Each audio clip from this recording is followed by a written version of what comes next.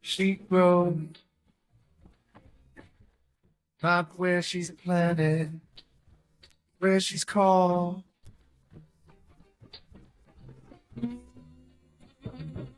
She goes wild. She goes wild. Rooted in truth, rising high. She grows wild. This is gonna go kind of fast. Okay. So it's gonna be about your mom and your dad, but it's gonna be like one-liners. So I'll say, for instance, this first one, tell me something that your daddy said that still sticks with you today. Ooh.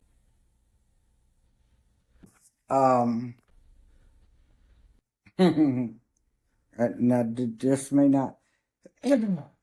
not sound too.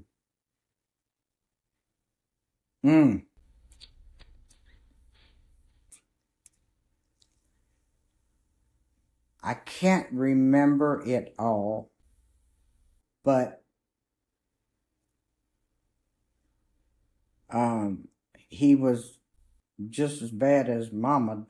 Seldom said anything to us, but one day he did say, I don't want y'all to end up being prostitutes. Okay. There's that. All right, and then with my dumb butt, I didn't have nobody to ask about, didn't know what it was. I was telling a friend of mine, she said, so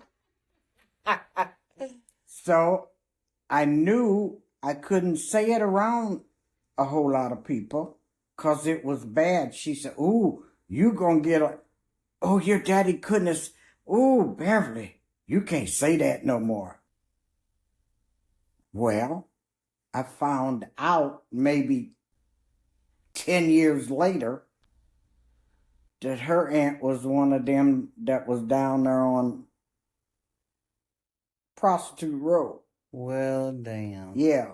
So she knew, or at least had heard, but it was, since he said he hoped we wouldn't, I knew it was bad. I just couldn't say it to anybody. So I met my dumb husband, and we was sitting there on the porch, and we had started talking to each other.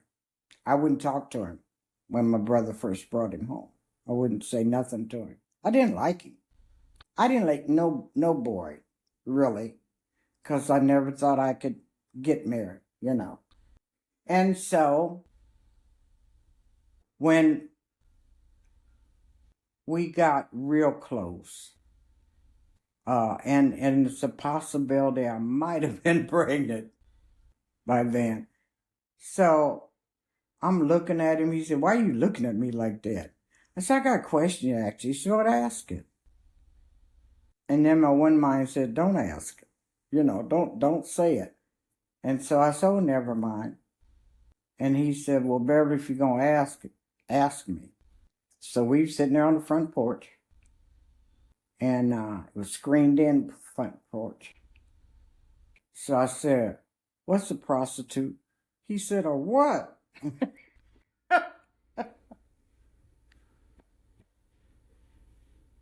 And he said, where you get that from? So I can't say my dad, you know. And so I asked him, what is? Now, this is the street we on, and if you went to the next street, was the Hoe House Street. You know, all of them was prostitute. That was Prostitute Road. And people didn't go back there on that road. And the next thing, The hell they did. well, yeah, they did, but you and I, you know, we didn't walk down that street. And then the next right across the street was the railroad tracks, Okay. you know. And so, which still is today, but most of them houses are tore down. Nobody even know they was hooker out. And so he looked at me and he said, I'm supposed to give you an answer. I said, I asked. I said, and when I ask you a question, I want an answer. So he said, according to me, hearsay. I don't really know. But that's where a man pays a woman for sex. Now I'm dumber than I ever was. How does it, what you talking about? All right, so here go your next one line. Okay. Daddy did. Can you think of something your daddy did?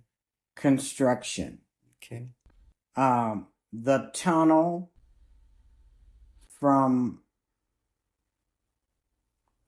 Detroit, Michigan to Canada. My daddy helped build. He had family in Toledo, Ohio, where I was born. I don't know how long my mother and him lived there. I just know that that's where I was at. That's where my mother was at where I was born. And they took a bus load from Toledo, Ohio to Detroit, construction people. And they worked. Now, I wasn't no more, I know nothing about Detroit, Toledo, other than I was born there. I guess what I heard was I was not quite 6 months old when they moved back to Fort Wayne. Okay. So I don't know how long. I do know that my brother was buried. My brother is buried, that was born and died before me in Fort Wayne. So, like I said, I don't know when they went to Toledo. Name something your daddy did not do.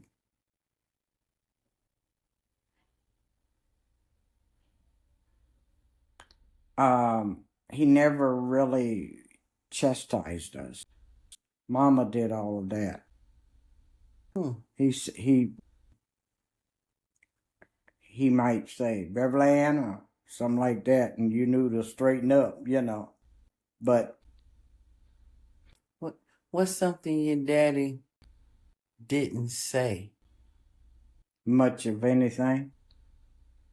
My mother never said that much. Mama didn't say nothing. We're gonna get to her. To me. But Daddy really, because he worked all during the day, and when he came home, only time Daddy did more, I heard Daddy do more talking when Doc would bring them stars to our house.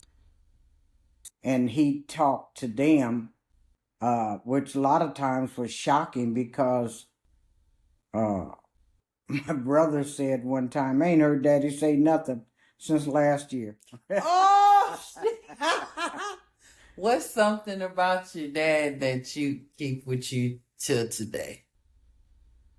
Oh. Whether it be a question or something he said, something he didn't say, something he did, or something about him.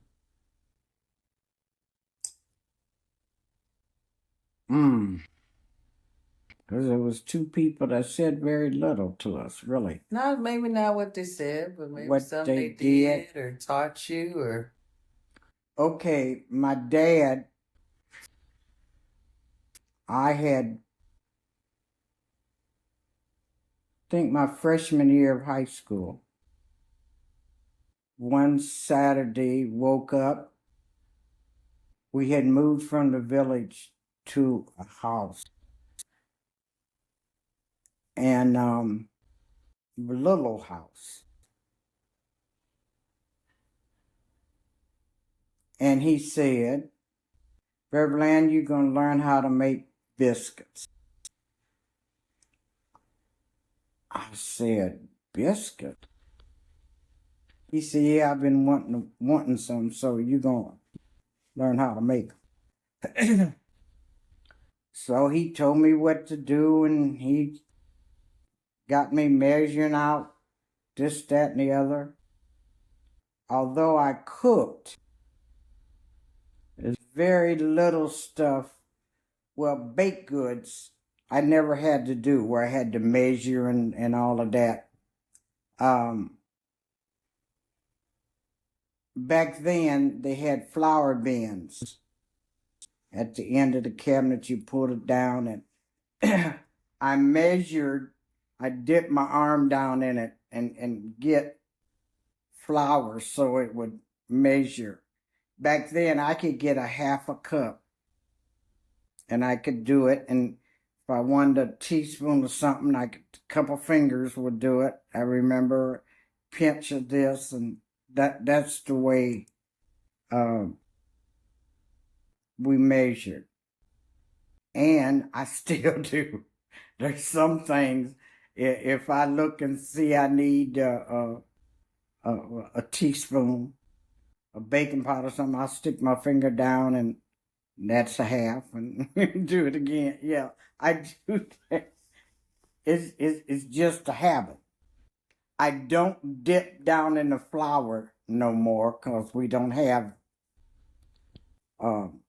flour bins no more. But that's the way we were taught. I was taught to measure stuff. But anyways, my dad got me with these biscuits. And I did what he told me to do. I thought I did. Girl, rolled them biscuits out and cut them. Back then, I cut them with a glass. He had me to cut them out with a glass, dip the glass in the flour and cut them out with the glass. Bake them things, you couldn't bite them. I don't know what I did to them things. I ended up using a whole bag of flour. They weren't to his liking. He got so he would pick them up, let them cool off, and drop them on the floor. No, they almost, you get them, you know. Well, that was encouraging. You on your way. I got to the end of that bag of flour, and we lived, four houses from the corner, and the grocery store was across the street. So now I got to go down there and get another 5-pound bag of flour. But when I did get through with that bag, oh Lordy, we ate them things and buttered and jellied and everybody ate them, you know. Yeah, and from then on until I taught Michael how to do it. Taught Michael how to make biscuits, cake mix, biscuits and pie crust. Yeah. And I hadn't done it in so long, I wouldn't even try to do it today. Now, you just said that you can measure with your fingertips. Yeah, I could do that. But look, I don't know what they would taste like when I got through with them. I haven't done them in so long. I looked up in the cupboard, and I've got a box of hot roll mix.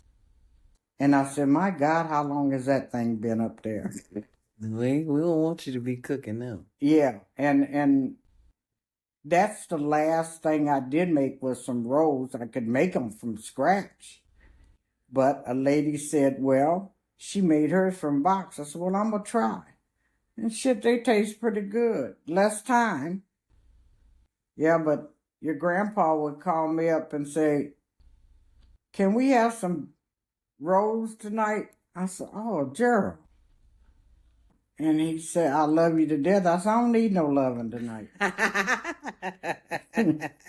And don't let me be off on the weekend. Oh, gosh. He said, Miss James, can we have some rolls tomorrow? And I said, no, we'll have some for Sunday. We're not having them Friday and Sunday. Not Fridays. No. But he thought, is that your phone or mine? I think that's your phone, ma'am. All that buzzing, what for? And there goes the biscuits.